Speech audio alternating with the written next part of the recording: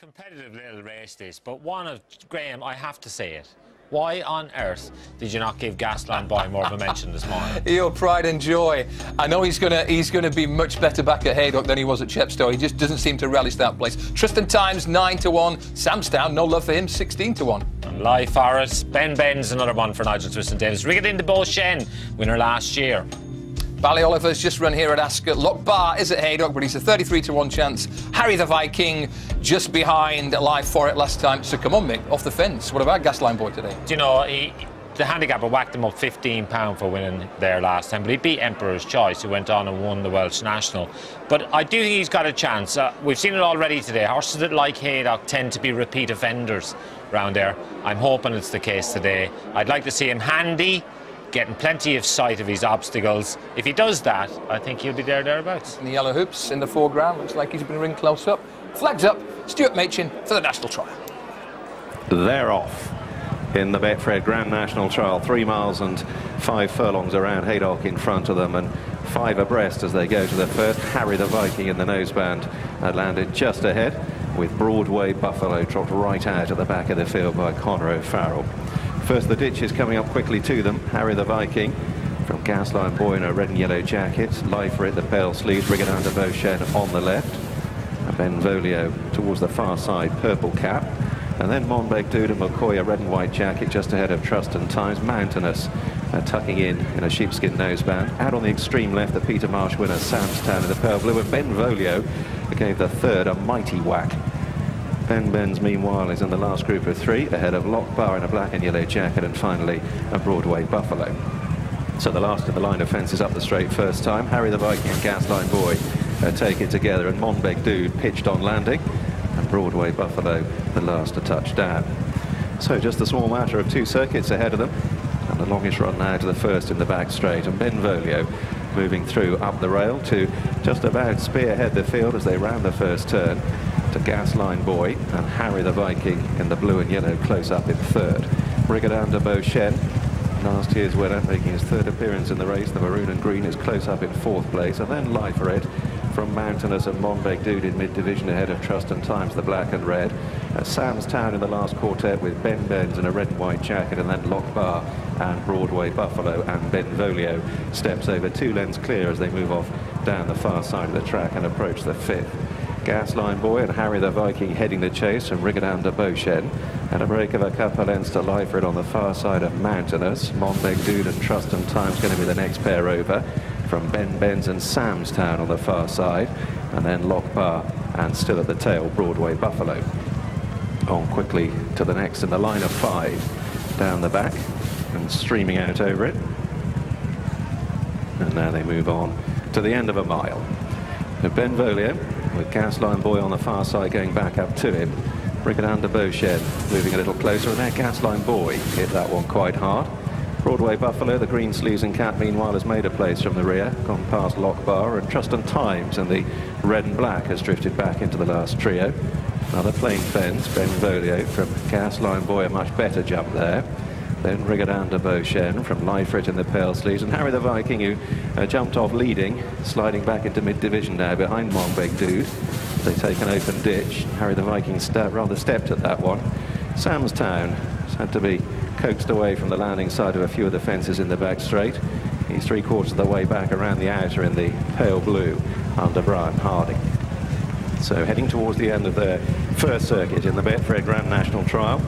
And Benvolio, so narrowly denied in the Welsh National last time, dictating here under Noel Feely. A couple of lengths up on Gasline Boy. Rigged de Beauchesne just 3rd from Live Forrit. Monbeg Dude closer now, up in a 5th place, ahead of Mountainous in a sheepskin noseband. And then Harry the Viking from Ben Ben's and Trust and Times, Lochbar, Broadway Buffalo, and Samstown. Into the wings of fence 10 they come.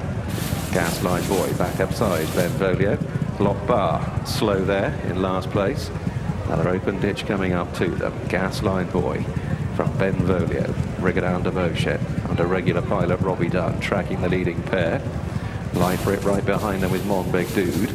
And then Mountainous from Harry the Viking. Ben Ben's predominantly red jacket, getting a bit closer. Again out wide on the extreme left, Samstown for 3 or 4 strides was chased along. This is the 12th. Gasline Boy in front there from Benvolio.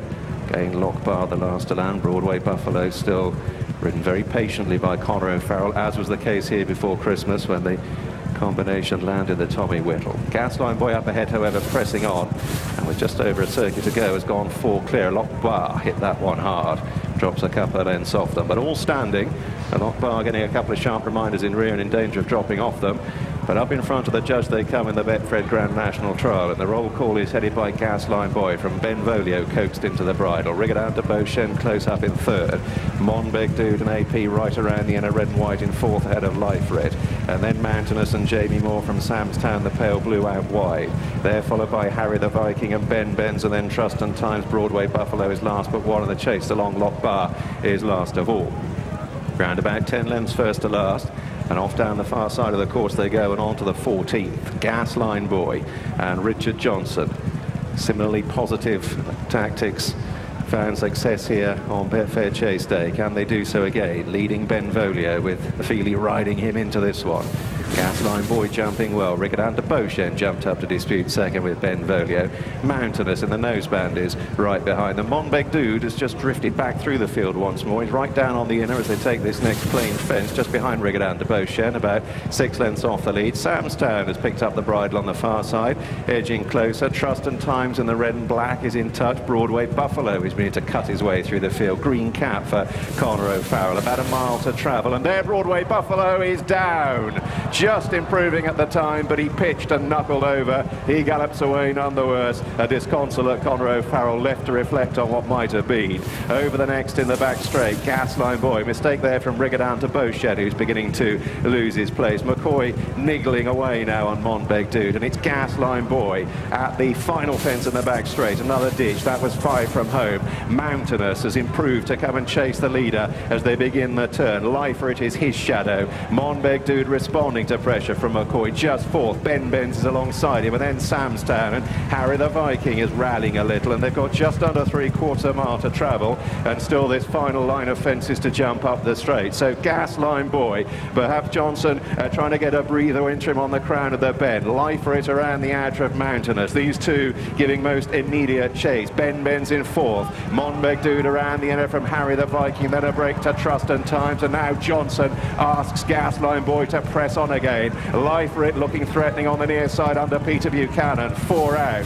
Gasline Boy, Lifer it, Mountainous, Ben Benz staying on under pressure. Harry the Viking in the cheek pieces coming to have another bite of the cherry. Then Monbeg Dude. The last ditch is coming up. Lifer it now forges on into the lead from Gasline Boy. Lifer it jumping boldly. Mistake from Gasline Boy. Harry the Viking third. Then Mountainous. Monbeg Dude. Ben Benz run now flattening out. Then Trust and Times. And it's Lifer it, the 11-year-old, approaching the second last with ears pricked. Gets over it 3 clear. Harry the Viking now moving off in pursuit, trying to bridge the gap. 1 left to jump in the Betfred Grand National Trial. Lifer it under the rail. Harry the Viking getting closer to him under Derek Fox. Could be all on the jumping here. Lifer it and Harry the Viking together. They come off up the run in. Harry the Viking serving it up to Lifer it, who's trying gamely on the near side to fend off his final challenger. Heads up, heads down. Harry the Viking and Lifer it inches it as they go for the line. Lifer it and Harry the Viking in a pulsating finish to the Betfred Grand National Trial. Monbeg Dude and Gasline Boy chased them home. Then Trust and Times, Mountainous and Ben Benz. Wow, that is close, but Lifer it brave right to the end. Harry the Viking looks like he's just been run out of it close home, but it is close, Graham. I think Forrit's got it, but wait on the judge. Either way, it's a repeat of that finish of a veterans chase at Kelso. And these two old-timers transfer that form to an even bigger stage at Haydock. Ruby Walsh's team tip was Forrit. He does the minimum. We'll soon find out. First, number 7, Lifer it. Well, Ruby Walsh was keen on this one's chances this morning, and Peter Buchanan, you can see what it means to him as well. Lucinda Russell, Lucinda Russell, of course, based in Scotland. She's a regular in this race. Silver by nature, won it twice, a real dashing grey. This horse isn't perhaps quite so flashy, and He can just put his cue in the rack when he thinks he's got enough done, but he is really hardy. He did brilliant service for William Amos a few years ago, and since Lucinda took him over, he's absolutely thrived. He generally makes all when he wins, but not today. Mick, plenty were keen to take it on. Yeah, but he just looks like he gets a bit idle here. They've gone a good gallop in this race, and it's 3.5 miles. It's hard work for these horses, and you could just see he's getting lonely and he's almost idling here. And when Harry the Viking comes, it's almost a relief for him. Absolutely, and he takes a little while to engage top gear, but Buchanan knows there's more to come. Harry the Viking, generous under Derek Fox on the far side. On the near side, Buchanan and Live Forrit at the death, but he's there in time. Well done to all concerned. This is a smashing horse with a big following in the north.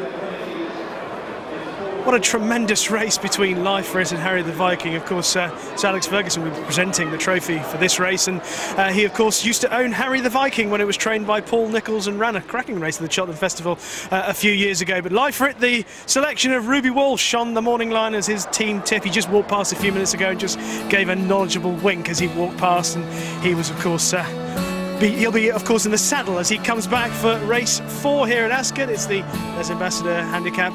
But well done to Connections of Live Forrit. A 1-2 for Scotland. Lucinda Russell winning the race for the 3rd time. Silver by Nature, of course, had won it twice for her before that.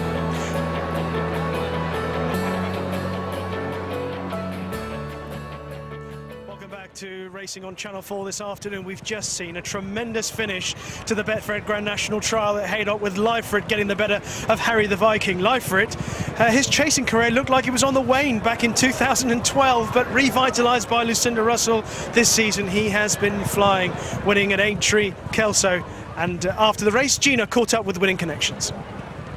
Yeah, and he seems better than ever at the age of 11. Lucinda, you must be delighted with him. He's following in the footsteps of Silver by Nature. I know, I mean, I love this race, obviously, because we've won it 3 times, but Silver by Nature was a legend as well. He was a wonderful horse, and Paddy, as we call him at home, Live Forrit, is exactly the same. He's all heart. We weren't sure, because we knew that he wasn't going to be able to dominate today, and we weren't sure how he'd take to that, but he was fine. He just, Pete said he had plenty in the tank coming up the run-in, but I must admit my heart didn't think that there was plenty in the tank, but obviously Live Forrit and Pete certainly thought that there was, and to go down by close finish is brilliant. And what do you think's made the difference to him this season, or indeed as an 11-year-old? I know he's been a consistent horse throughout, but he just looks better than ever. Yeah, I think when he first was a novice over fences, he lost his nerve a little bit, and then we went back over hurdles with him, and he was always a very good hurdler. You know, when Campbell had him, when Campbell rode him, he was in the 140s then, so his chase mark was much lower, and we gave him a run around the Scottish National last year just to see if he jumped the fences, and he's been better than ever this year. I think he loves jumping. His confidence is so high, and he just stays forever. He's a horse, I think Ruby said it this morning, he never looks like he's doing very much, but he's always just in front. He's stalking in behind, and of course you're looking forward possibly to the Scottish National, I imagine, with him? Yes, I think so. Obviously I have to speak to the owners, because we weren't sure if he'd stay 3-5, so he's obviously stayed that very well. He's not in the Grand National, but the Scottish National I think would just be ideal. And would you run him before then, or just go straight there? No, I think he'd be allowed to go just straight there. It's quite an effort today, and he's not the biggest in the world, and just like to prepare him for a good race. Fantastic. Well, enjoy, and well done. Thank you very much. Thank you. Yeah, stable and great form.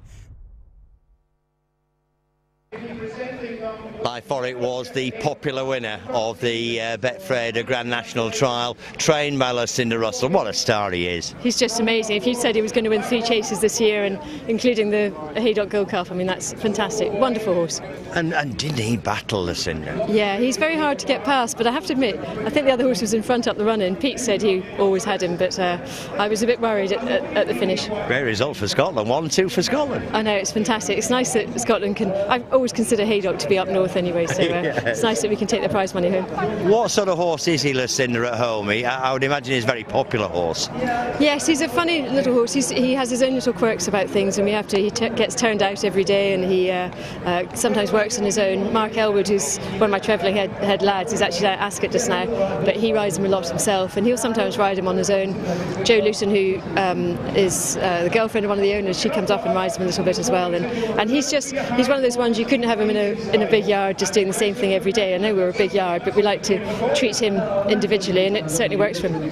And I would imagine the veteran chases, he won one last time out at Kelso, they've been a godsend for him as well, probably. Oh, absolutely. Someone said, you know, what's been in the improvement, and I don't think that he's actually improved to his hurdles mark. I mean, his hurdles mark was still 140, so he's getting close to it now, but I think his confidence is so high from those small field veteran chases, and they're a fantastic idea. And another great day for Hugh here in this race as well, because you won it twice with the much missed Silver by Nature, and a special race day and a special day because Brindisi Breeze won on this day as well in the Grade 2 hurdle. Yeah, that's right. I mean, Haydock's a fantastic track, and we love running our good horses around here. Silver by Nature, as you said, was a total legend, and this horse is following in his footsteps very nicely, so hopefully we can keep on producing them like that. He's not in the Crabbage Grand National, but where would he go? Well, we'll have a chat amongst everyone. If he stays 4 miles, I'd love him to go to the Scottish National. I think that's his sort of race. He'll be fine on the good ground, and we might just prepare him for that, but we'll see. We'll talk to the owners first. Well, he got a great reception today. I would imagine he'd get even a better one at his own air race course. It'd be fantastic. Very well done today, Lucinda. Yeah, we can keep on dreaming. Thanks to Tom. Yeah, thanks. Yeah, well done to Lucinda Russell with Live For It. Let's go on to the Betfair Ascot. In fact, it's not too soft. That Ruby, Live For It is one that I know you like, Lucinda Russell's old star. I mean, 11 years old now, but he seems to be, the last couple of seasons, been in the form of his life. He does, he stays forever. And that national trial in Haydock today, they'll go a really good gallop and they'll come down the straight in Indian file. This fella just seems to stay forever. I mean, he was a tough hurdler, and you know, to me, you really have to stay to win that national trial in Haydock. Would you be concerned that this was a veteran's chase? He just gets the better of Harry the Viking, but later on he just seems to be doing enough, doesn't he? That's all he's done, is enough. And that's all he ever did. Even as a young horse, he only ever did enough. He was never a flashy horse that went in 115 lengths. He only ever does enough. And that suits. Look at his ears. He looks like he's having a good look around now. He is, yeah. I thought he won with plenty in hand. Still. He's such a dude, that horse. No, talking about characters...